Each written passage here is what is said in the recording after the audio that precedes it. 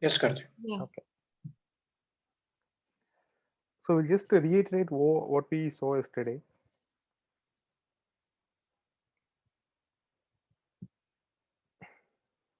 So we have these locators, right?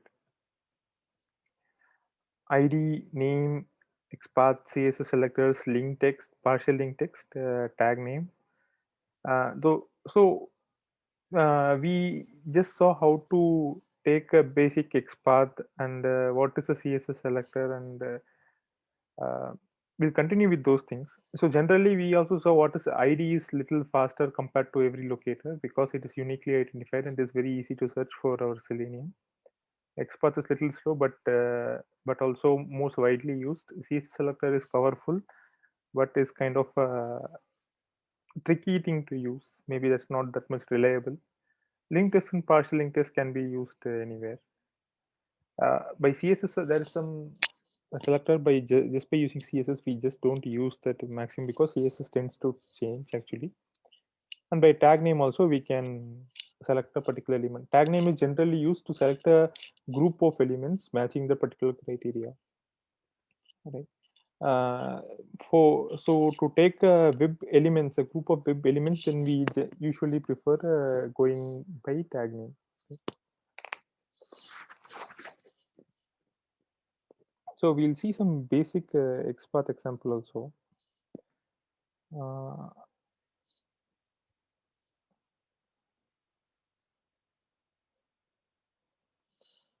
so there are some demo sites available in Guru 99 for to test some scenarios. But we will see something. Okay, let's take Guru 99 website itself.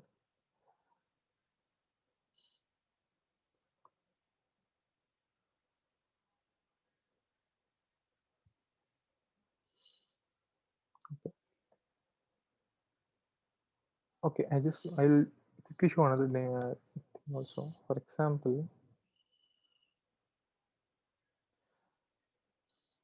if I load Guru 99 website, it is loading from the top, right? But if I load something like this, you can see it doesn't load from the top. Top is somewhere here, but it is loading from the bottom. Can you see the difference? Yes. So, okay, this is because you are using something called a hash here, right? What is a hash representation in a DOM structure? Hash represents ID, right? So you can use this particular hash in your URL to directly navigate to whatever element you want in your web page. So this ID is branding 8647 particle actually. You will just see where this ID is already. So it is here, right? This ID is contained in the div, this copyright section you can see here.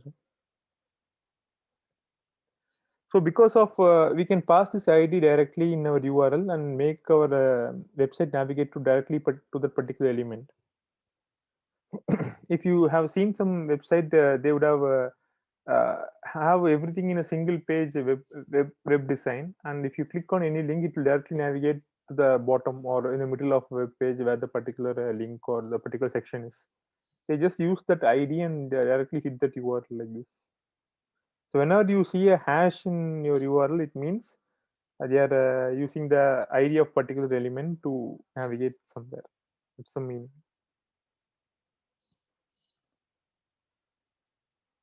Fine. So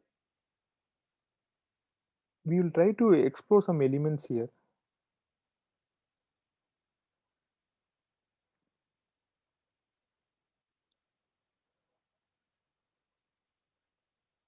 So we have this anchor tag here, right? So we'll try to take the XPath of that using its text.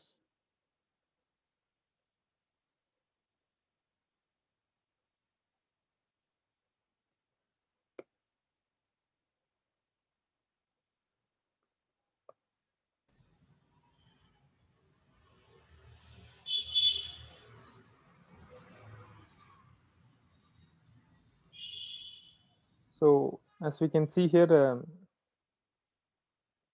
It's taking the XPath using some inbuilt function called text here, right? So this is a most common method of taking XPath using text.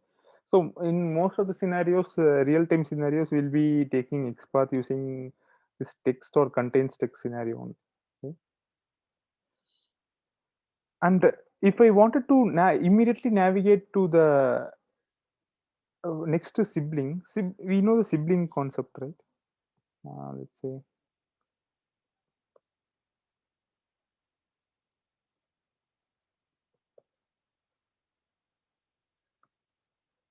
okay. Sibling is what it is in the same level as the our current element. So if you see this DOM structure, this particular which is the link of for execute JavaScript, which is here, it is in the same level as our execute Java online link, right? So if you wanted to immediately navigate to the next sibling, then we can use this following sibling option with the two colons and with what tag name you wanted to identify or what expert you wanted to identify. It's very useful in many scenarios actually. Sometimes we don't will not have a proper locator to locate a particular element. For the following sibling is kind of very useful in those scenarios. So you're getting this point, right? So we use this following hyphen sibling notation along with two colons along with the locator a in this case. So it is kind of pointing to this particular execute JavaScript location. Now, if I wanted to go to its parent class, I mean parent immediate parent, then it's very simple. This is the most commonly used. Uh, I mean, commonly encountered problem. You will find a particular element, but you have to actually use its parent element to do something, right? You can just say put a slash here and put a dot. So slash dot represents that element itself. Slash dot represents its parent element. Okay. Now, parent of every element here is this div, right? So now this xpath represents the entire div itself, right? So you're getting my point, right?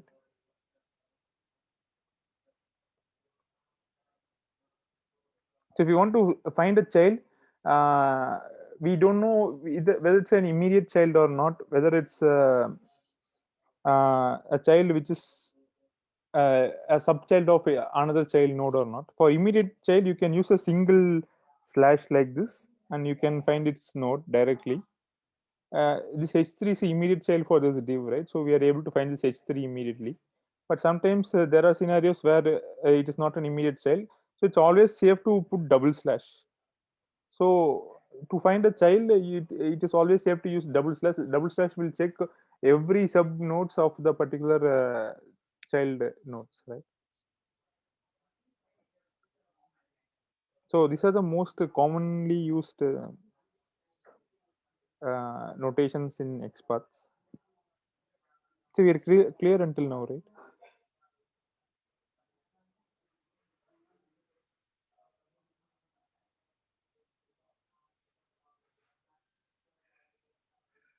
Hello.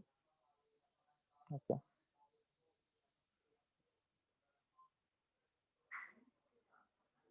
And in many of the scenarios, what used to happen, we just don't have to find this particular text only using the text. We can use the contains method available in the XPath to check whether this particular text is a subtext of something.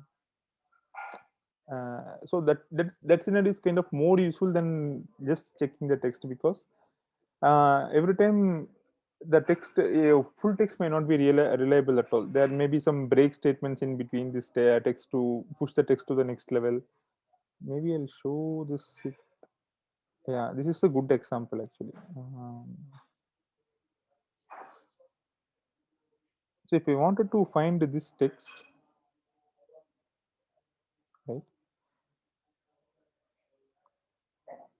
So you see here, right? There's a a break tag in between so that it is in the new line. So in these scenarios, if I wanted to find this particular h1 which contains this text, then most probably I can use this contains method actually. So I can say it is available in our tag h1, right? H1 within square brackets you can say contains, and within round brackets you can say text. You can call the text method, and in this scenario put a comma and within single quotes what text you wanted to find like that.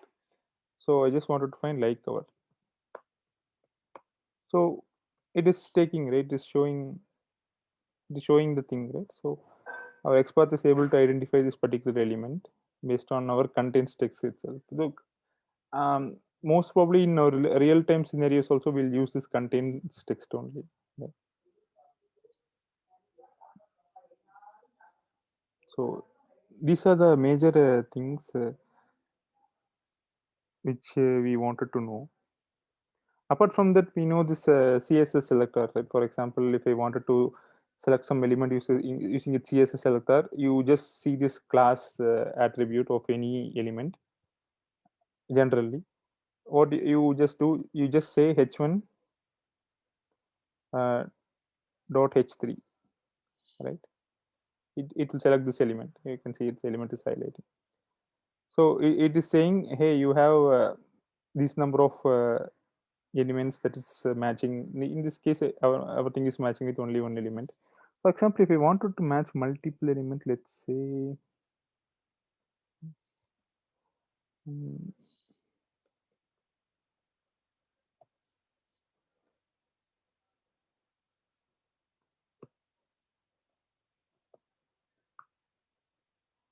okay. So CSS selector main use case is to sometimes multiple elements are matched, right? As we saw yesterday, multiple CSS can be applied to multiple elements.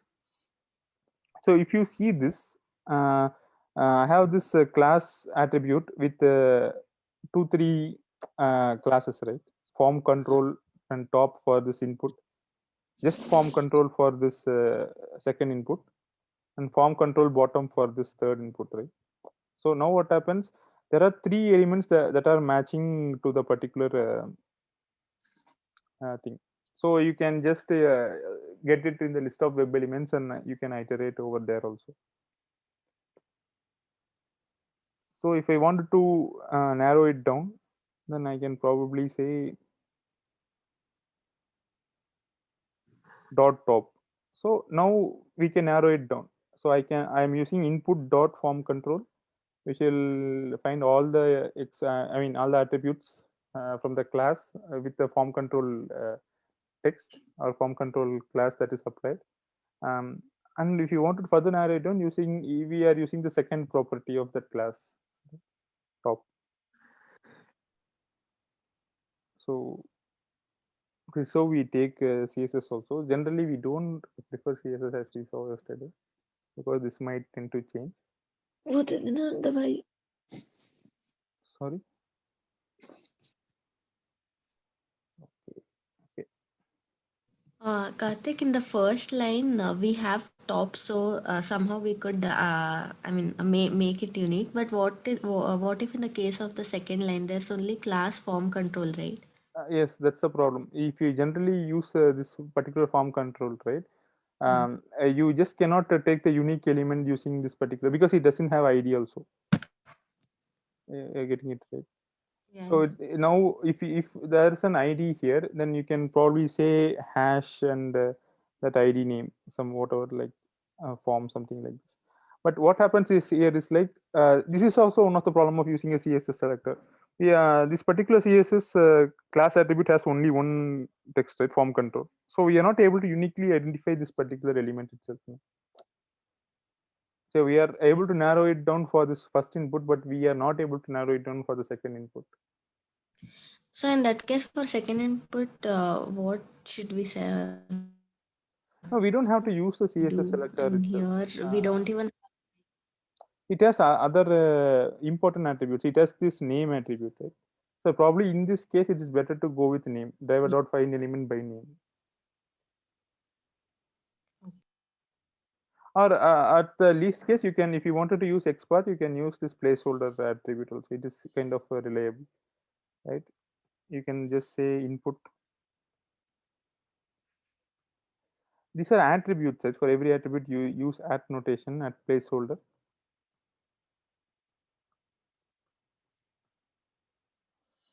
So now it is able to uniquely identify, right? Either you can use placeholder here uh, by this XPath notation, or you can use name here instead of this CSS notations.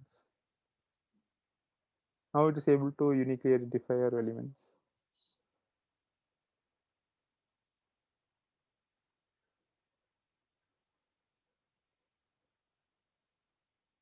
Fine. Yeah, fine. Okay.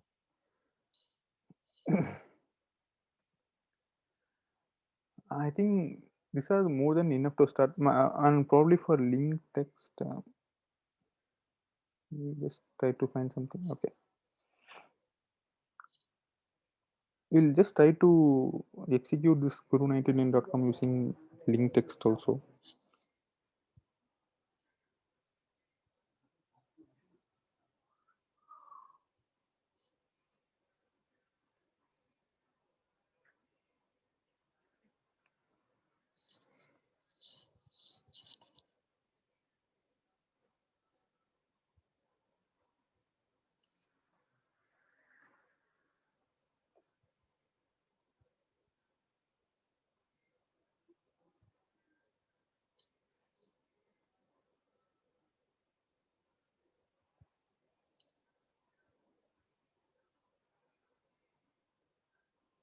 Actually, yesterday we faced some interesting problem. Actually, we were trying that how to convert this particular 5 into a long value.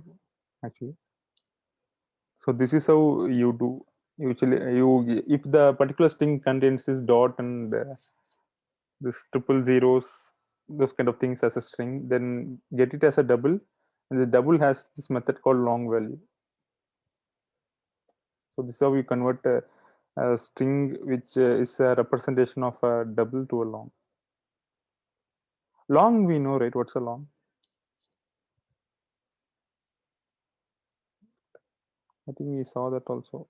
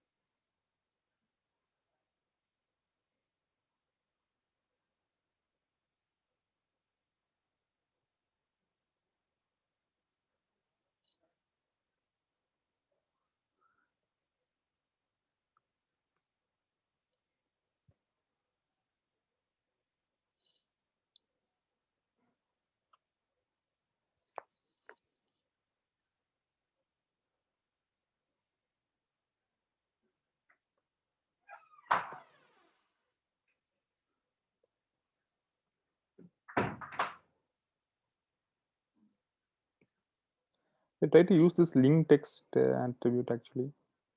We'll try to click this link.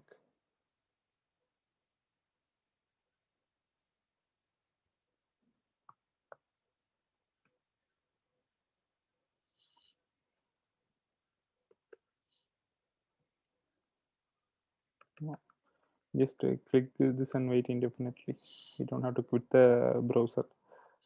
Just try to, and this, if this particular piece of code should go to this particular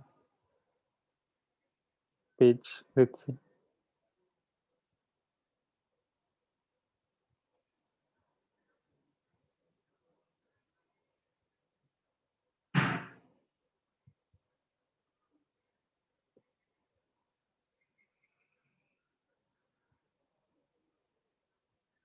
Okay, working well. We'll try to use this partial link text also.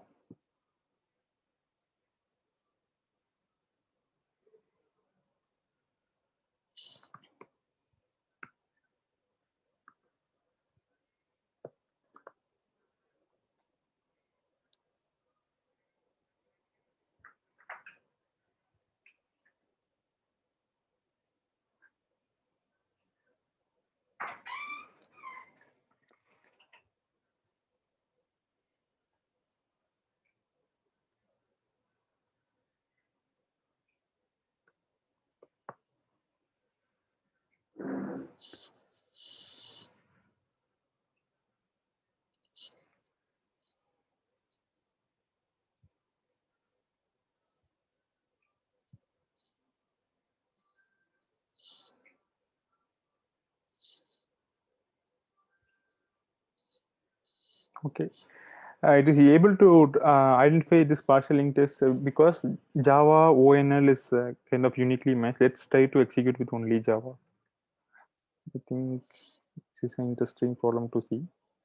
So now Java will match with these two things, I guess. We'll see.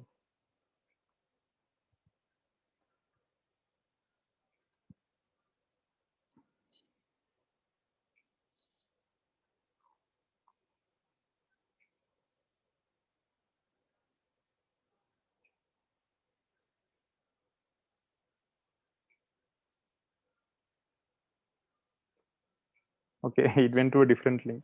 I think Java matched before itself. Live Java project, yes. So this is also something which we need to keep it in mind using partial linked text and all.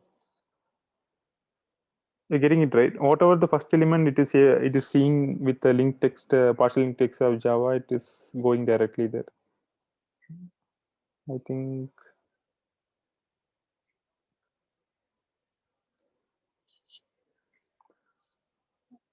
it's going here somewhere to this particular link, right? So this is also something which we have to bear it in mind while writing tests. So if you wanted to find element, it has to be uniquely identified by your XPath or your ID or whatever locator that you use, right? And another most important thing which we will use is this text actually. Right, let's try to match something here.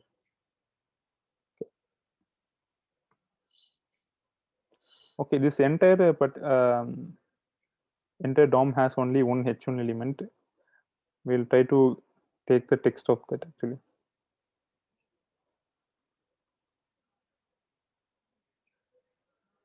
We'll use XPath for that.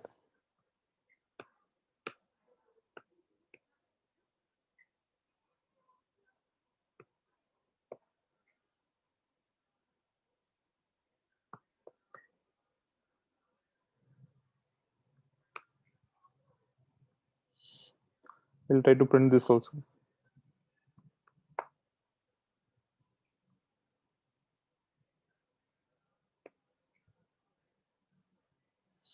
We'll see.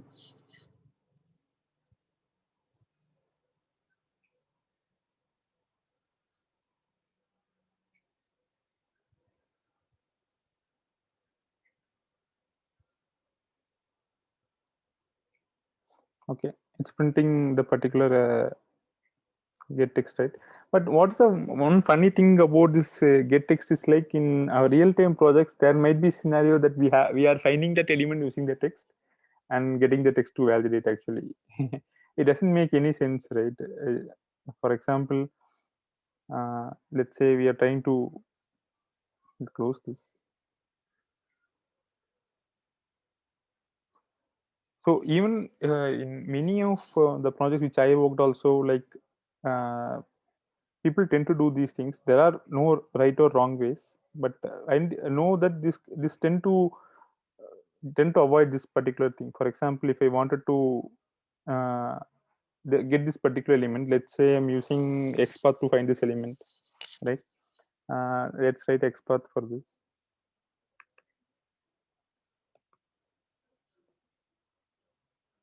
Um, so it's a link, right? This about us link. So we'll write text is equal to um,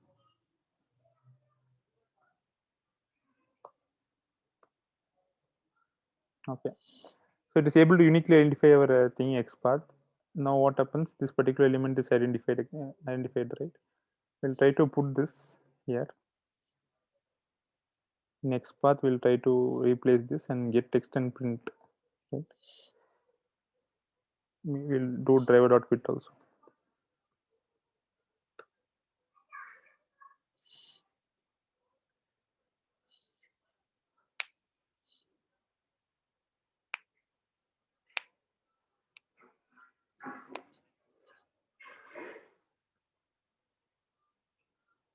So can you see what's the problem with this particular piece of code?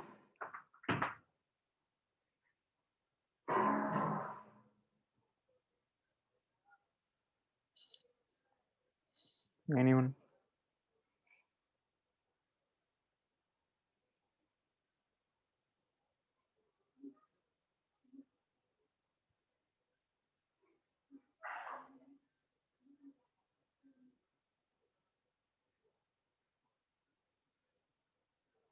We have only already given the text that it Yes. would contain. So we have already given the text, so it doesn't make any sense to get the text again and do some validations, right? So we know for sure the particular text which are passing here is this only. So many times people do this.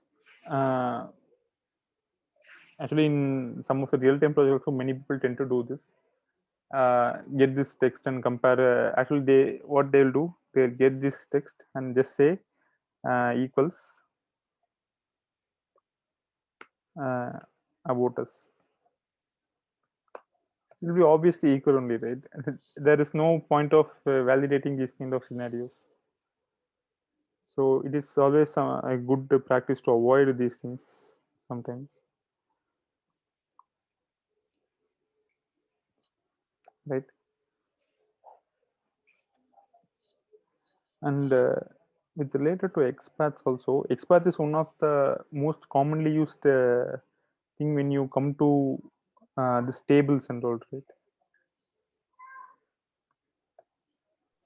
Uh, Yes, can we have one session for that, like number of ways to find XPath or CSS selectors?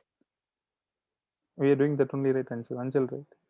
Yeah, Mother, can we summarize in one session, uh, we can give a single slash, double slash, tag value and dot input value. Actually, okay, summarize in the sense we are doing that only, Anshul. Maybe we'll try to reiterate once what we are doing. Okay. So actually, with respect to xpath, what exactly you wanted to know? We'll try to Uh, do that. like there would be like we are doing like or we are trying to explore all the XPath, but I just mean to say like in the end of the session we can summarize. Might be if there are 6 to 7 number of XPath to find the XPath ways, we can summarize all those 6 to 7 ways of the XPath. Okay.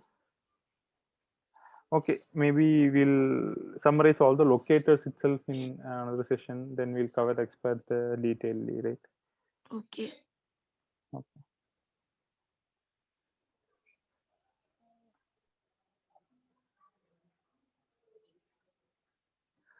So there is this particular table example here in our test website. We'll try to print each and every element in the table. Actually, this table is a dynamic table, right? It doesn't have any um, common row, I mean column numbers, right? So columns are varying for each and every row. First two rows having three columns, um, second third row is having two, and so on, right? Last row is having only one column. We'll try to do this. We'll try to go to this website itself.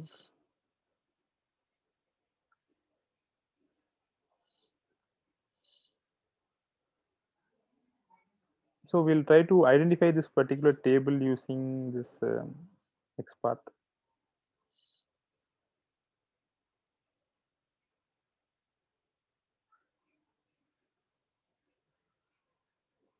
So sometimes here they haven't explicitly given any attribute for this table. Sometimes you have to find this table using its a div or something. But since there is only one table here, we directly straightforwardly go with this table um, thing, right? So if you say table slash tr,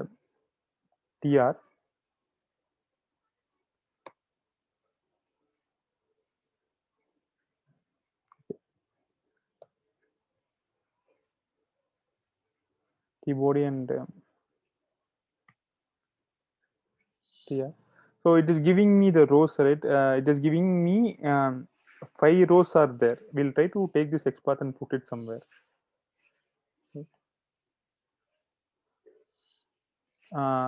Let's say list of, we'll say, get it as a list of web elements.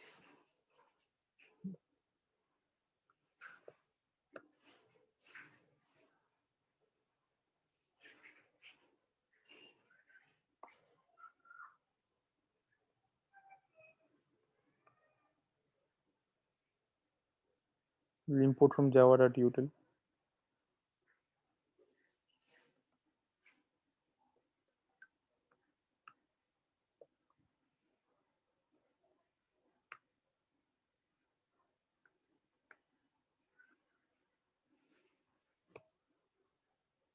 What we'll do, we'll just try to print the size of this particular row element, right?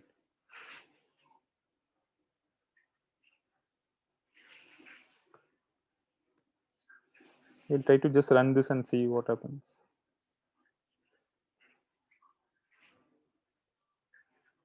It should return 5 only.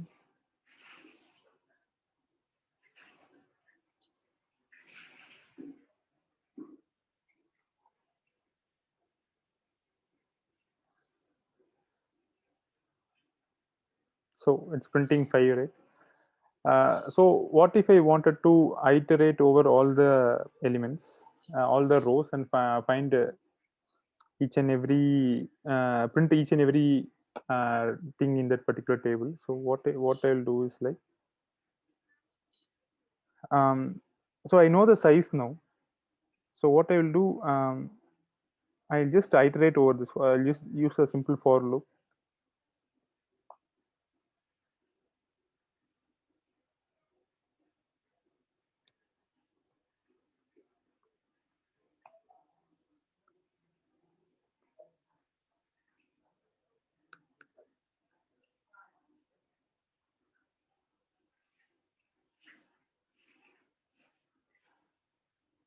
So what else? I'll just write an XPath here.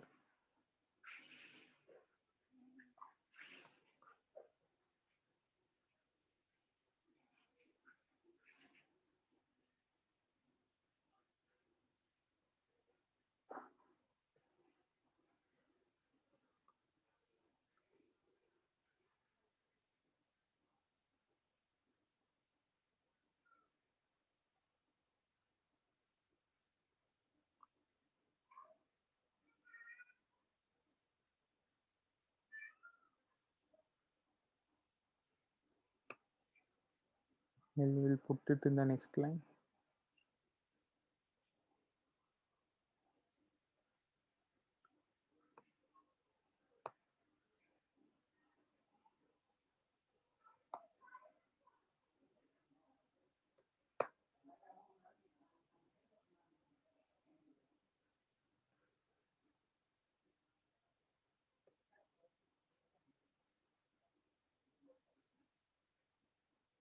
So what we'll do, we'll just try to print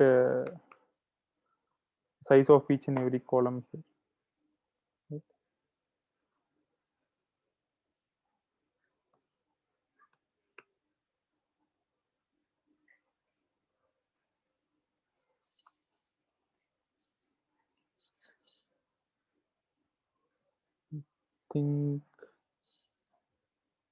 Think it will work. Just let's see.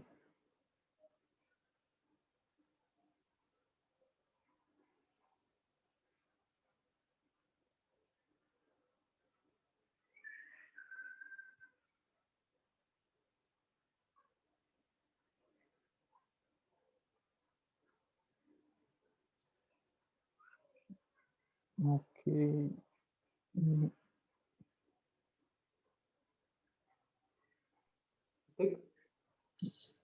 No. We'll just see what's the problem here.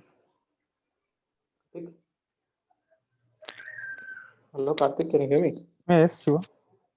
I think we need to use another for loop, right? Correct me if I'm wrong. Because we are going through row and a column, right? Yeah, okay. What I just thought is just printing the size of the particular row, right? Okay. Let's say we'll use this xpath here, and we'll try to put it here. If I put 1 here, it should return the first. Okay, it is having one. Okay. I got it. I got the what is the problem? TR. Yeah. The TD should be there. Okay. This is the problem. After this, you should put close this and slash TD. Now I think it will work because row will be only one, right, for each and every row. Opening the row itself.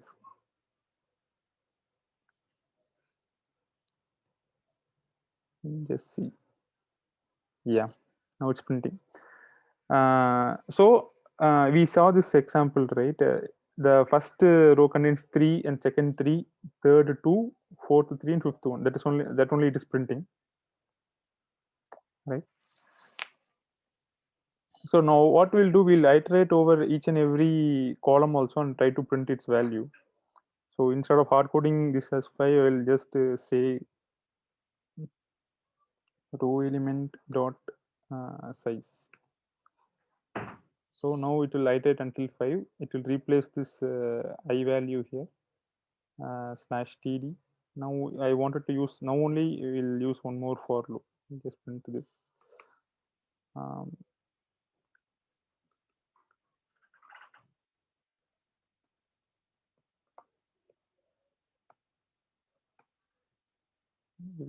J is equal to 1 because index starts from 1 in xpath actually.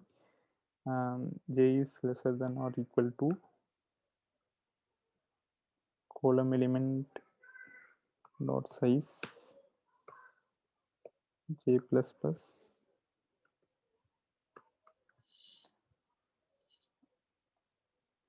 So we'll just print it in a console. We'll just say driver dot find element by x path. X path will be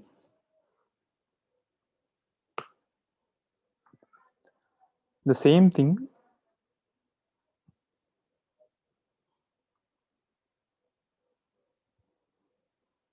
Now in this case we wanted to add this necessary things, td thing also, plus j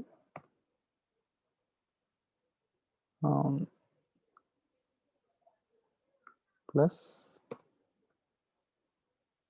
this thing, right?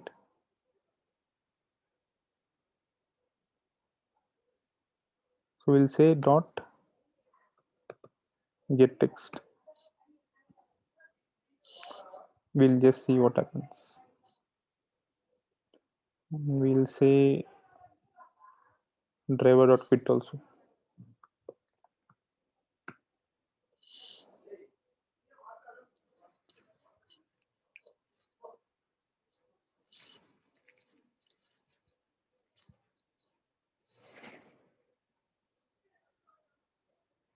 Yeah, it's printing. So 1 2 3 4 5 6 3 6 7 8 1 7, right? 5 6 6 7 8 7. So yeah. Karthik, Mm-hmm. for row element, the row size, what we are Okay. getting, 3322, and like whatever the row size is, Mm-hmm. like self count while seeing the end of, matlab, there is the size term itself count the size of that particular row, because it is not mentioned in that particular form, right? It when we move to the end of the td, it itself count the row of the td, right? In what number, what line number you were saying? uh, this when we are looping the row element list of web element row element is equals to driver find element by dot Okay, text. okay, okay. This one, right? So yeah, right. Okay. So yeah, this row element is 5.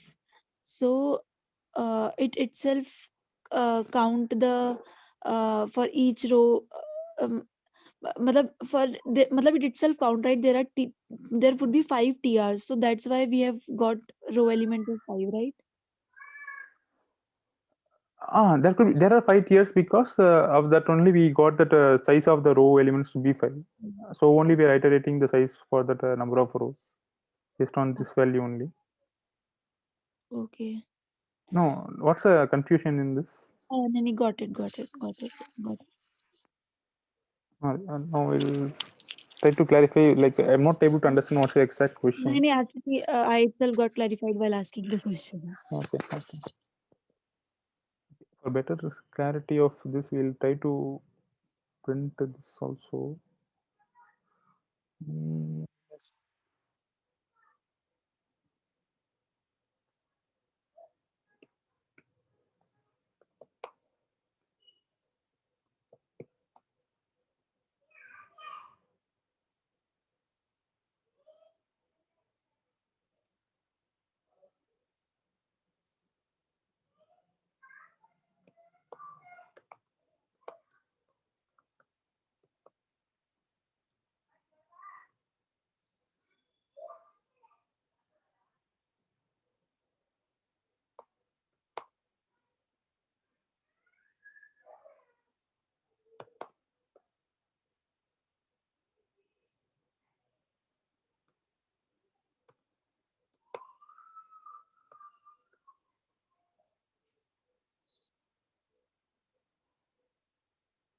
Okay. Now we'll try to run this now.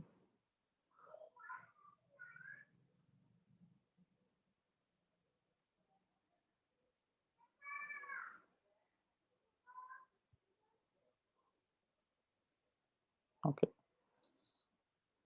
I think this is a better clarity. So in the first row, size is 3. The elements are column elements are 1, 2, 3. Second row, size is 3. Column elements are 4, 5, 6. We saw here, right? 1, 2, 3, 4, 5, 6.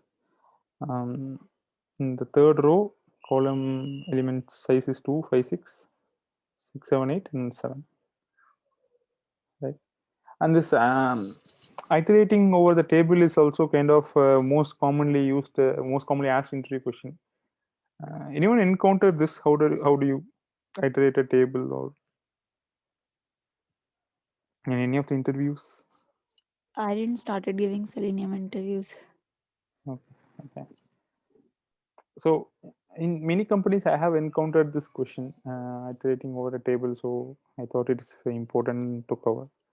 So just the concept is very simple only. Just to get the table, get all the table rows, get all the table columns, and iterate with the ing, and that's it. So what the interviews are curious to know about is like whether we are able to find the dynamic column elements or not. As we saw in this particular case, elements are dynamic, right? Because column value changes with respect to every row. So that's the important part actually.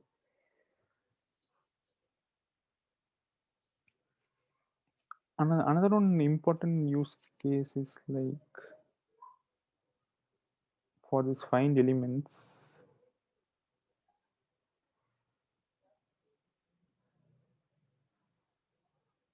We'll quickly delete everything.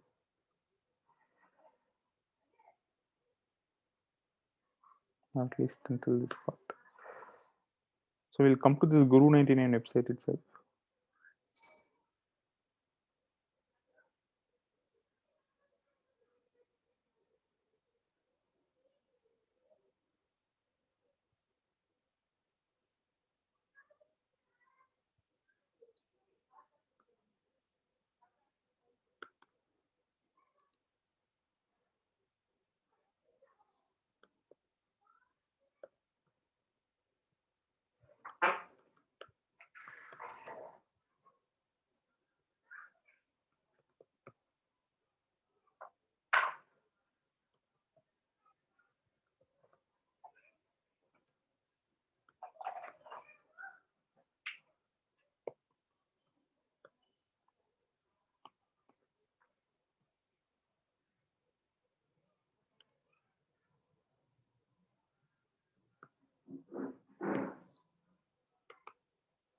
Let's try to find the size of this particular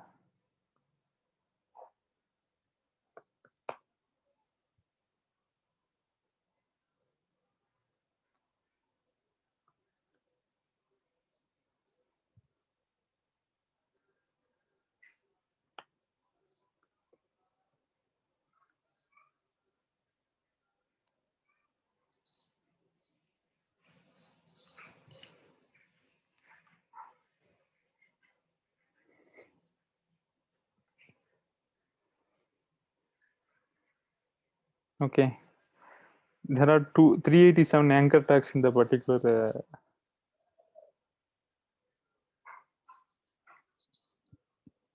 page actually. So this is also I encountered in 3 4 interviews. How would you validate each and every links in a particular web page? We'll just find using this tag name. Tag name is kind of very useful in these things to bulk select certain things and do some operations. We'll just try to print the link actually.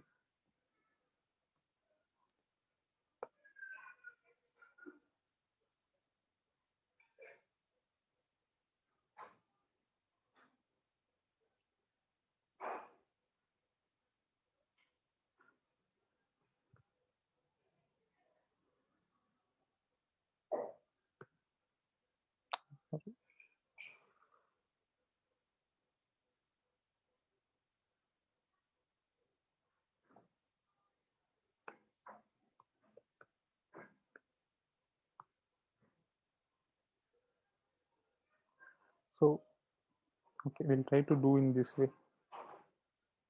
or maybe we'll try to for each and every link in the particular web page, right? For example, yeah, there is this attribute called href. So once this href is a hyperlink reference, right? So once you click that, it will go there. We'll try to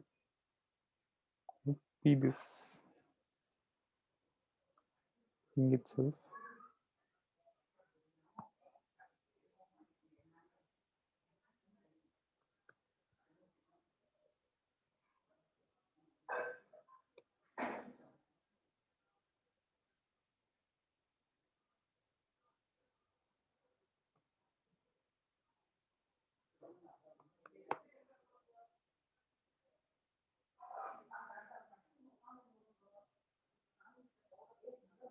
So we'll try to print this.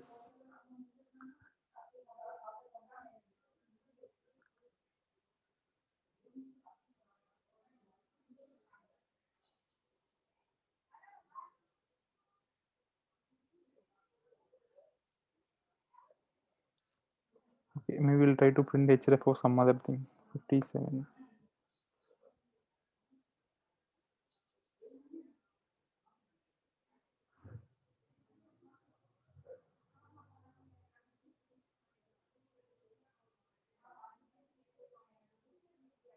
Okay, so now it's printing the link itself, right? So we can get the attribute, any attribute of any particular element using this get attribute method. It's actually very important method actually. This get attribute. For example, if you there are many times you wanted to validate this attribute, like you saw in this anchor tag, you want to validate this hyperlink, right? Now by getting this hyperlink, you can either go to the particular link and validate something over there, or validate this link itself. So we'll try to just print all these things in a short. We just get the size and we'll say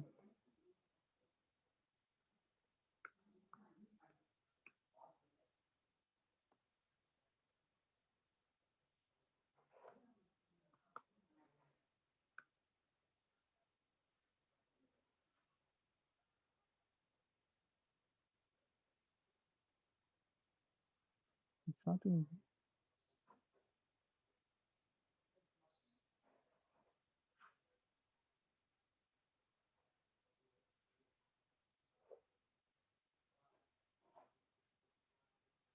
Okay, it's in Java 1.5 actually.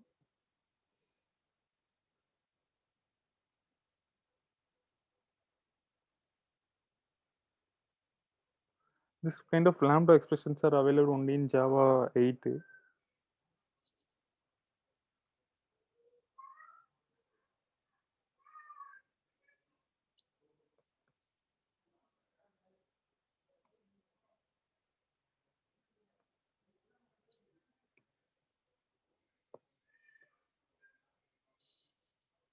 Very easy to iterate in this notations, right? May just see this Java lambda expressions. It's kind of very interesting to use. You can iterate using like this also. We'll try to run this program.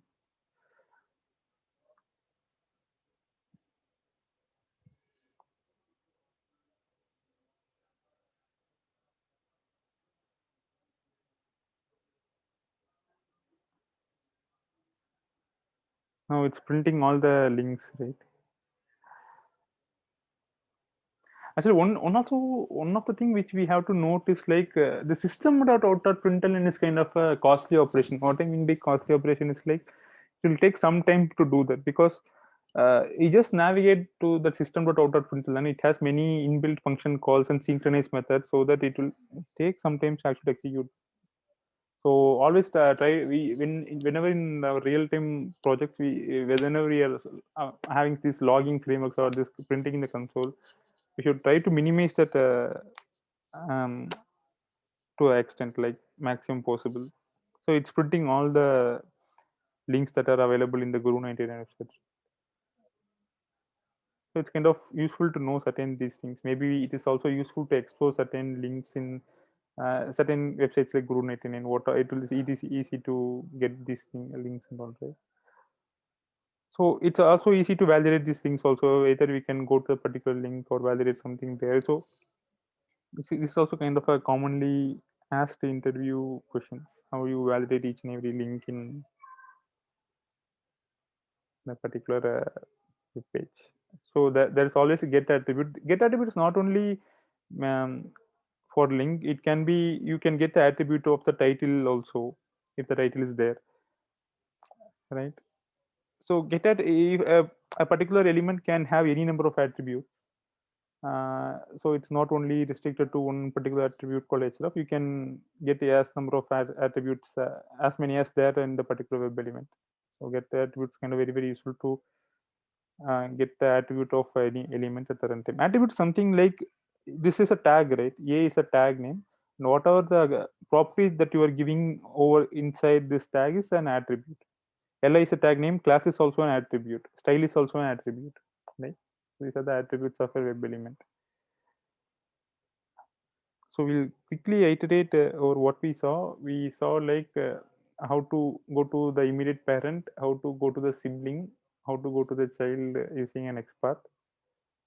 We also saw some basic examples of using an XPath and CSS, getting the text, validating the text, and some common notations or things which we tend to do as a mistake. And we also saw how to iterate over a table using row and columns, and to get the particular thing as a tag name, and you can get attribute, and using this you can do a number of things.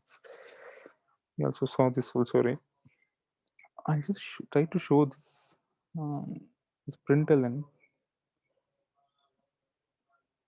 So you can see, right, it's going in sequence of methods inside to do certain things, right?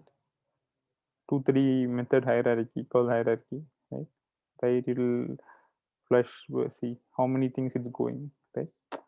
So, and everything is synchronized. Synchronized we saw, right? And synchronized is like it's a thread safe. Until this operation is done, other thread cannot do this console writing, right?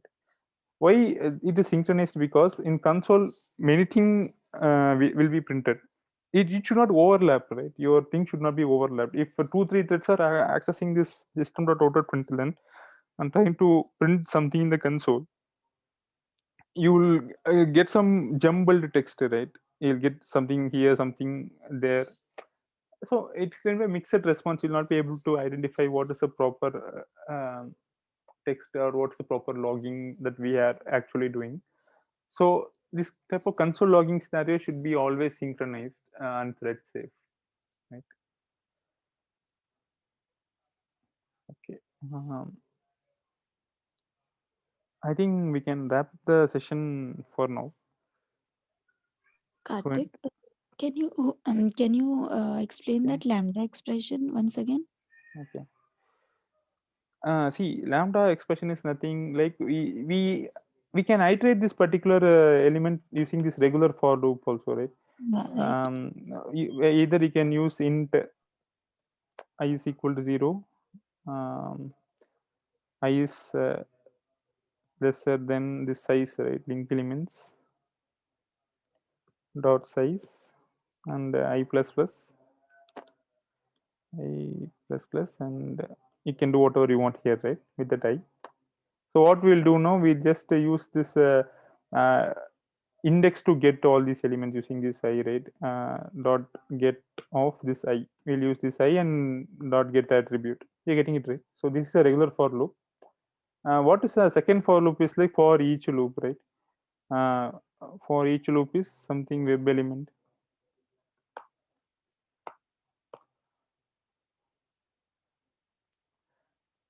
In the regular for loop, we have control over how many elements we want to iterate. We can use the break also whenever we want, right? You're getting me point. Here also you can Mm. use break, but we are at the start itself iterating. We are fixing. We are going to iterate over the entire set of elements. This is for each loop, right? Uh, so here also the same element dot get attribute. We can use the same thing. This is also for each loop. This is a general notation in Java for each loop. This is also for each loop. Just that this for each loop method is directly provided by this. If you see this, it's directly provided in this iterable class, right? So what happens? This for each loop, you are initializing a lambda expression here. You're just assigning a temporary variable here for each and every element, like how we assign this ELE here as a temporary variable. This L is a temporary variable assignment for each and every element in the particular list, right? So we are just using this lambda expression notation, uh, dash and this greater than symbol, right? This is a lambda expression notation. So this when you use this particular notation, what it says is like we are going to perform certain operation over this object, right? And we are enclosing that operation over inside this curly braces. And what operation you want to perform over that object? Just to print its attribute, right? Dot get attribute dot get text probably. Yeah.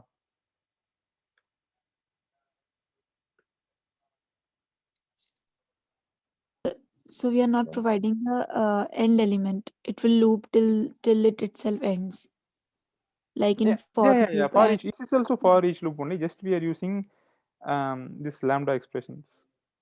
okay, Fine. yeah. Okay.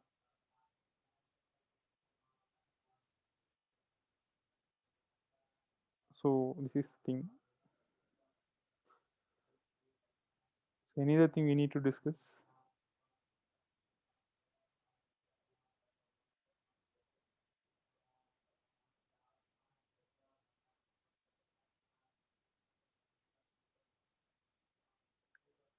Or can we wrap up the session then?